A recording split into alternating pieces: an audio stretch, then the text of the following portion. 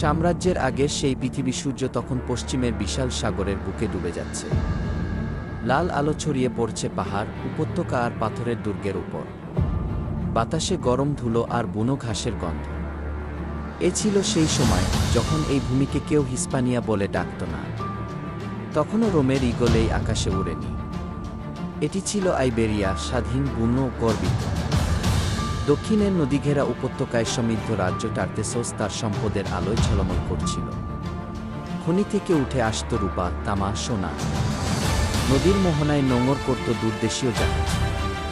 পূর্ব দিগন্ত থেকে আসত সমুদ্রযাত্রী বণিকরা, প্রাচীন ফেনিসিয়া থেকে। তারা উপকূলে গড়ে তুলেছিল গাদির নামে এক বন্দরনগরী, ক্যাডেল।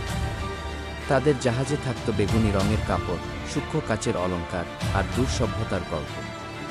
আইবেরিয়ার মানুষ বিনিময়ে দিত ধাতু, যা দিয়ে তৈরি হতো তলোয়ার, বর্ম, মুদ্রা। এ ছিল বাণিজ্যের যুগ। কিন্তু বাণিজ্যের সাথে সাথে আসছিল প্রভাব, সংস্কৃতি, নতুন ভাষা। পূর্বের পাহাড়ে বাস করত আইবেরিয়ানরা। তাদের শহর ছিল পাথরের প্রাচীর ঘেরা, পাহাড়ের চূড়ায় নির্মিত। তারা ছিল দক্ষ কারিগর। তাদের বাঁকানো ধারালো তলোয়ার, পালকাটা শুধু অস্ত্র ছিল না, ছিল সম্মানের প্রতীক। শিশুদের ছোটবেলা থেকেই শেখানো হতো, মাটি তোমার মা, আর সম্মান তোমার জীবন। ও উত্তরের বিস্তীর্ণ বন আর সমতলে ঘুরে বেড়াত কেল্টিক গোত্রগুলো। তাদের চুল লম্বা, চোখে আগুন, কণ্ঠে যুদ্ধের গান। তারা যুদ্ধকে ভয় পেত না, বরং যুদ্ধেই তারা নিজেদের খুঁজে পেত। সময়ের সাথে যখন কেল্ট আর আইবেরিয়ান সংস্কৃতি মিলেমিশে গেল, তখন জন্ম নীল কেল্ট আইবেরিয়ান জাতি, দুই জগতের শক্তিশালী সংমিশ্রণ। এই ভূমি কখনো পুরোপুরি এক ছিল না। অসংখ্য গোত্র, অসংখ্য ভাষা, অসংখ্য দেবতা। পাহাড়ের ওপারে এক রীতি, নদীর ওপারে আরেক। কিন্তু এক জিনিস সবার মাঝে এক, স্বাধীনতার অহংকার।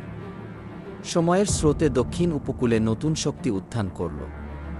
কার্থেজ ধীরে ধীরে ফিনিশীয়দের জায়গা নিতে শুরু করল। বাণিজ্যের সাথে এলো সৈন্য, চুক্তি এবং গোপন উচ্চাকাঙ্ক্ষা। আইবেরিয়ার কিছু গোত্র তাদের সঙ্গে জোট বাঁধল, কেউ কেউ বিরোধিতা করল। এক তরুণ যোদ্ধা, আরাকোস, পাহাড়ের চূড়ায় দাঁড়িয়ে দেখত সমুদ্রের দিকে।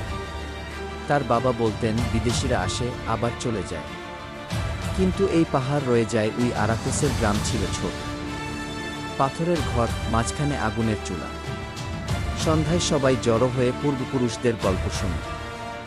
টার্তেসোসের স্বর্ণযুগের কথা, কেল্টদের যুদ্ধগাথা, সমুদ্রযাত্রীদের রহস্যময় কাহিনী। শিশুরা চোখ বড় বড় করে শুনত। তারা ভাবত তাদের পৃথিবী পুরো পৃথিবী। কিন্তু বাতাসে অদ্ভুত পরিবর্তনের গন্ধ ছিল। দূর সমুদ্রের যুদ্ধের খবর ভেসে আসছিল। পূর্ব দিকে এক নতুন শক্তি বেড়ে উঠছে, শৃঙ্খলাবদ্ধ, ধৈর্যশীল, অদম্য। এখনও তারা আইবেরিয়ার মাটিতে পা রাখে। কিন্তু ব্যবসায়ীদের ফিসফিসানি, সৈন্যদের প্রস্তুতি, সবকিছু ইঙ্গিত দিচ্ছিল শান্তি দীর্ঘস্থায়ী নয়। এক রাতে আগুনের পাশে বসে আরাকোসের দাদা বললেন, আমরা বহু ঝড় দেখেছি। ফিনিশীয় এসেছে, কার্থেজ এসেছে, হয়তো আরও কেউ আসবে। প্রশ্ন হলো, আমরা কে থাকব? নীরবতা নেমে এলো। পরদিন সকালে পাহাড়ি দুর্গের উপর দাঁড়িয়ে আরাকোস তার ফালকাটা তুলে সূর্যের দিকে তাকাল। সূর্য তখন আগুনের মতো জ্বলছে। সে মনে মনে শপথ করল, যেই আসুক, এই মাটি রক্ষা করবে। আইবেরিয়া তখন ইতিহাসের কিনারায় দাঁড়িয়ে। একদিকে বাণিজ্যের সমৃদ্ধি, অন্যদিকে যুদ্ধের ছায়া। অসংখ্য গোত্র, অসংখ্য স্বপ্ন, কিন্তু এক ভাগ্য। এই ভূমি এখনো রোমের নয়। এটি স্বাধীন মানুষের, যাদের রক্তে পাহাড়ের দিতা আর সমুদ্রের গভীরতা। আর যখন সূর্য আবার পশ্চিমে ডুবে গেল, আইবেরিয়া আগুনের আলোয় ঝলমল করছিল। এক পৃথিবী যা শিগগিরই বদলে যাবে, কিন্তু যার আত্মা কখনো পুরোপুরি করা যেত না।